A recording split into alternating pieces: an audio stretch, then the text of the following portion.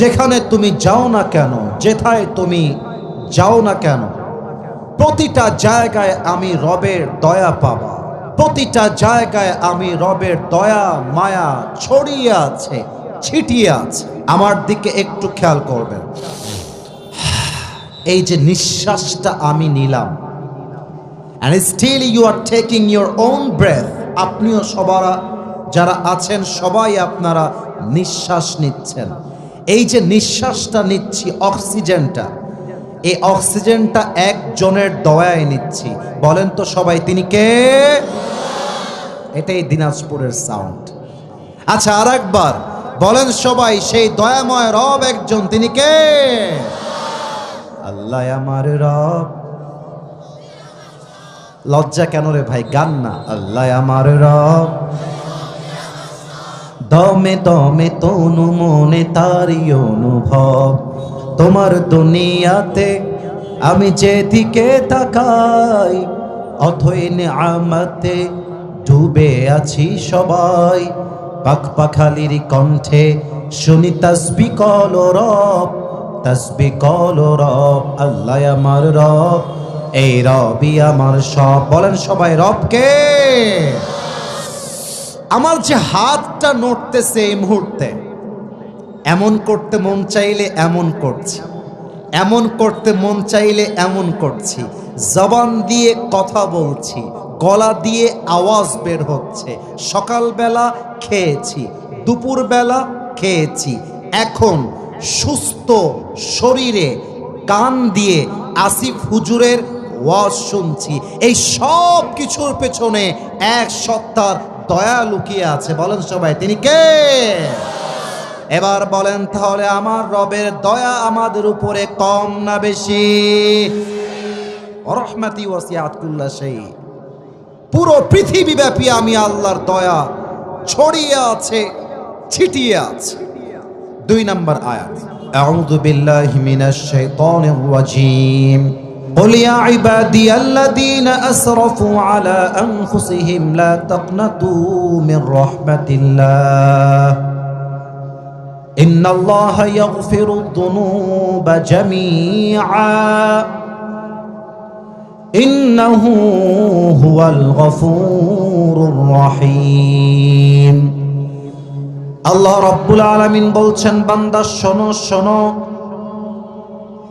তুমি যদি তোমার জীবনে অনেক পাপ করে থাকো, অনেক অন্যায় করে থাকো, লা তাকনাতু Mir রাহমাতিল্লাহ, never lose hope from the mercy of your Lord। রবের রহমত থেকে, দয়া থেকে, মায়া থেকে কখনো নিরাশ হয়ে যেও না, যত পাপ হয়ে যাক। আমি একটা কথা বলবো, কেউ রাগ করবেন না।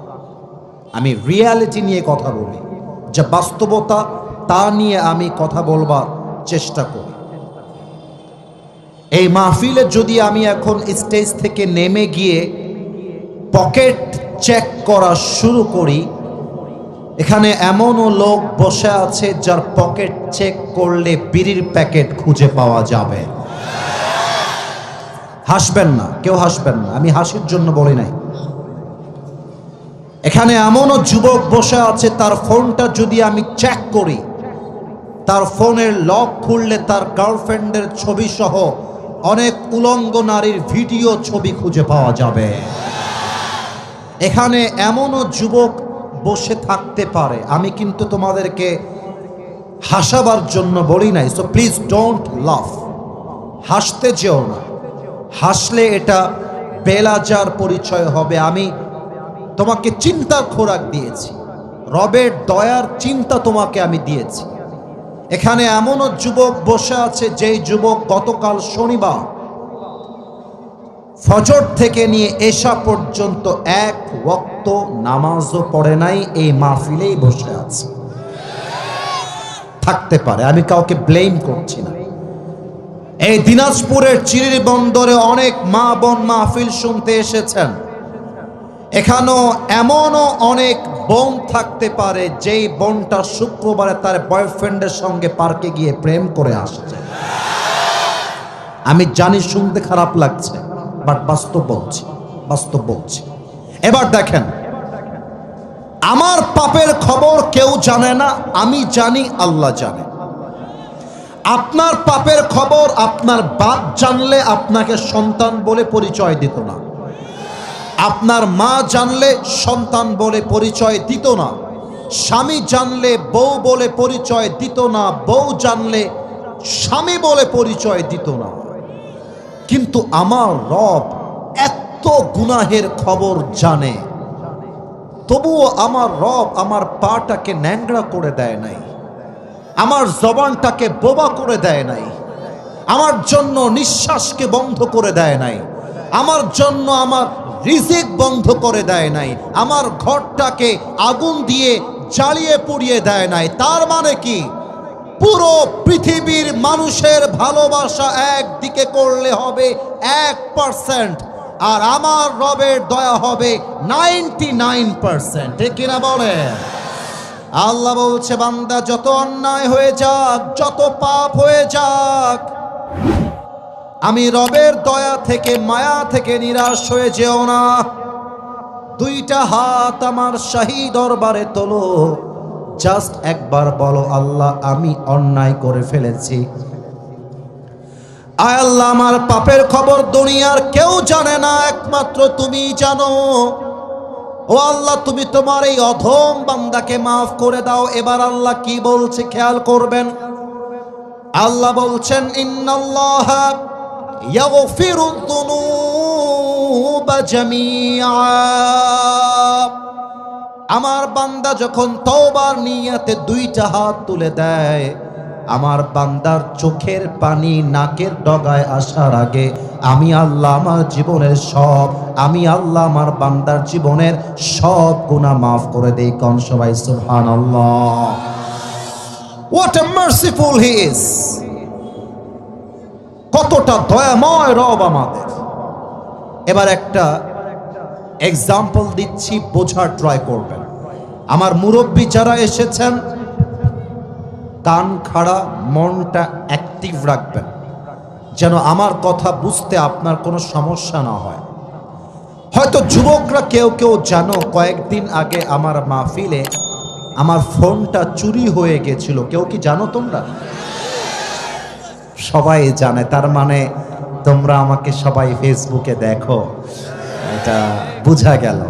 আচ্ছা, মনে করো আমার ভাইজান আমার ডান দিকে বসে আছে, ভাইজান একটু অ্যাক্টিভ হন। মনে করেন আমি একজন, এটা কিন্তু রাগ করা যাবে না, উদাহরণ দিচ্ছি।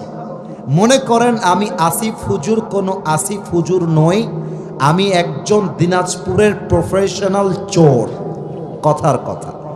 তা আমি আমার ঢাকা মহানগরের বিএনপির নেতা আমার প্রিয় ভাইয়ের মোবাইল ফোনটা পকেট থেকে বের করে নিলাম, কথার কথা। এখন এই ফোনটা বের করে নিয়েছি, আমার বাম পাশে আমাদের সভাপতি সাহেব দেখে ফেলেছে। উনি বলল, এই যে চোরটা আছে, এই চোরটা ফোন চুরি করেছে, ওর পকেটেই ফোনটা আছে। আমাদের রিয়াজুল ভাই দৌড় দিয়ে গিয়ে চোর ধরে ফেলেছে। এই তোর পকেট দেখি। পকেট চেক করেই দেখছে আমার ভাইয়ের ফোনটা আমার পকেট থেকে বের হয়ে গেছে। ব্যাস, সব লোক মিলে পুলিশকে কল দিয়েছে। দিনাজপুরে আসিফ নামে একজন চোর পাওয়া গেছে, জলদি আসেন, গ্রেফতার করতে হবে। আমাকে গ্রেফতার করা হলো, থানায় দেওয়া হলো, আমি জেলখানায় গেলাম। 3 মাস পরে জেলখানার থেকে আবার বের হলাম। বের হয়ে চিরির বন্দরের, ভুসির বন্দরে একটা R15 চুরি করলাম, আবার ধরা খেলাম, আবার জেলখানায় গেলাম। 3 মাস পরে বের হয়ে কোনো একজন নারীকে রাস্তার মাঝে ইফতিজিং করলাম, আবার জেলখানায় গেলাম।